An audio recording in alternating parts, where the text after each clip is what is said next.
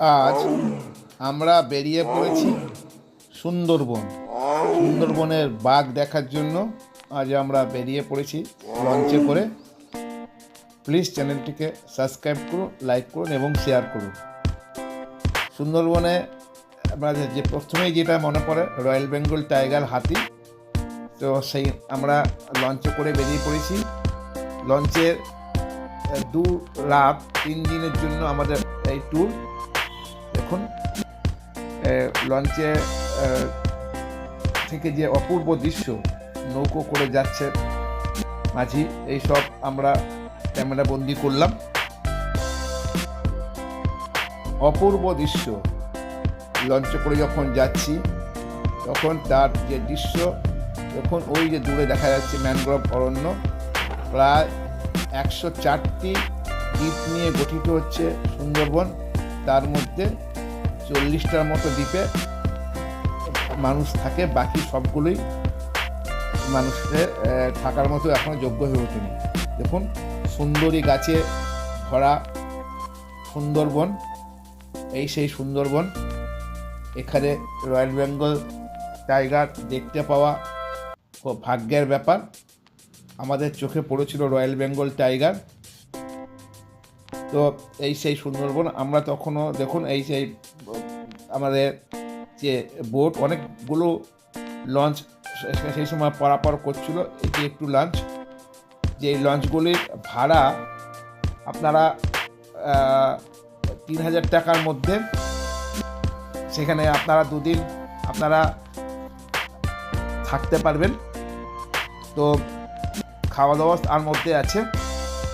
এবং এখানে যেগুলো মেন ঘোরার জায়গা, এগুলো হচ্ছে বেহুলা লক্ষিন্দরের কাহিনী দিয়ে জড়িত নেতা ধূপানি, তারপরে Sudhanyakhali watch tower, Sajnekhali watch tower, Piyali holiday দ্বীপ, পাখিলালয়, এগুলো মূলত আরও অনেকগুলো জায়গা আছে যেগুলো এখানে একটা ভিডিওতে কমপ্লিট হয়নি। 3টে ধাপে আমরা সুন্দরবন ট্রিপটা করেছি, এটি ফার্স্ট পার্ট। তো আপনারা প্লিজ চ্যানেলটিকে স্কিপ না করে দেখবেন। তো দেখুন আমরা যে জায়গাগুলো বললাম, এখানে একটি আশ্রমও আছে যেখানে মূলত আদিবাসীদের নিয়ে নাচ গান করা হয়। যেতে যেতে হঠাৎ বাঘের দেখা পেলাম। এই যে ডুবে যাচ্ছে রয়্যাল বেঙ্গল টাইগার।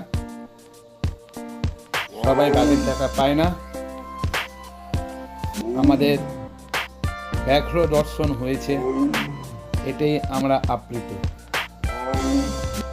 সুন্দরবনে royal Bengal tiger world famous. তো এটা একটি সুন্দরবনের একটা বিখ্যাত জায়গা, ওয়াচ টাওয়ার।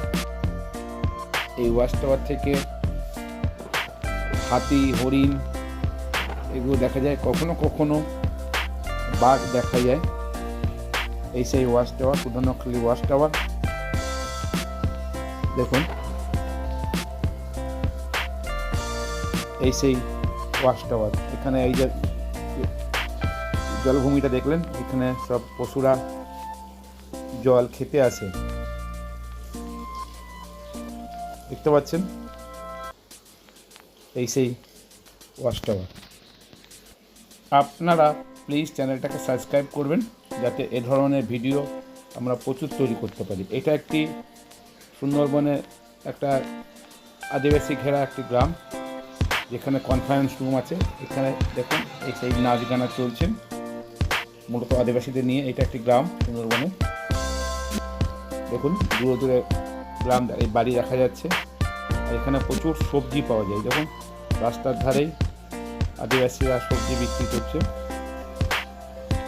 অনেকে কিনছেন, আমরাও কিনেছি। দেখুন এই সেই গ্রাম, ডাব থেকে শুরু করে সবই পাওয়া যায়, দেখতে পাচ্ছেন। আশা করি আপনাদের ভালো লাগবে। দেখুন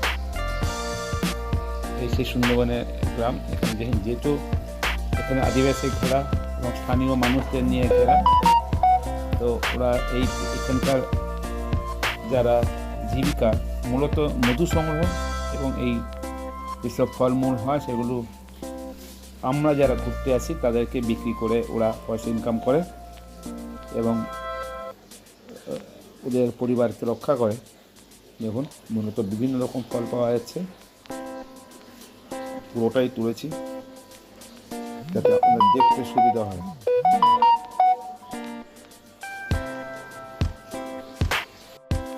এটা লঞ্চের ভিতরটা দেখুন, এই সেই দূরে বন, এটা মূলত লঞ্চের ভিতরে দেখতে পাচ্ছেন। আশা করি ওটাই বুঝতে পেরেছেন, বড় বড় এই ধরুন আবার বাঘ। এটা নদী মনে হচ্ছে যেন, দেখতে পাচ্ছি ওটাই নদী। অনেক খরস্রোতা নদী আছে, অনেকগুলো নদী আছে সুন্দরবনে। এটা সে একটি নদী, অনেক নাম না জানা নদী আছে, মানে স্থানীয়রা জানে, আমরা জানি না। আমরা লঞ্চে করেই দেখুন ঘুরছি। আর এখানে লঞ্চে কিন্তু খাওয়া দাওয়া যথেষ্ট ভালো, আপনাদের টিফিন দেবে, এর উপরে বিভিন্ন রকম মাছ। আপনারা যদি মাংস চান মাংস পাবেন, তবে মাছটা খাওয়াই ভালো, কারণ প্রচুর পরিমাণে মাছ থাকে। ইলিশ থেকে শুরু করে চিংড়ি থেকে শুরু করে সব ধরনের মাছই থাকে, দেখতে পাচ্ছেন। অনেক ধরনের মাছ আমরা এখানে খেতে পারি। আর মূলত অনেক মৎস্যজীবী আছে যারা এই মাছ বিক্রি করে সংসার চালায়। এটা হচ্ছে সুন্দরবনের ভিতরটা। এখানে আমরা লঞ্চে করে আছি, দেখতে পাচ্ছেন। Thank you for watching. এটা ফার্স্ট পার্ট, ফার্স্ট পার্ট।